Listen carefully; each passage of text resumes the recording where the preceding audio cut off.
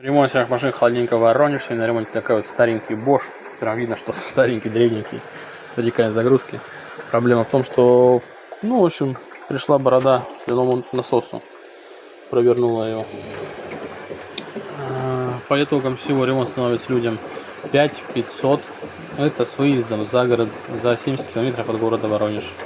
Получается, ремонт провожу в селе Осинка. Что это такое?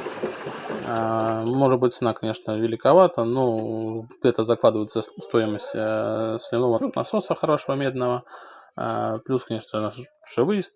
Так что как-то так.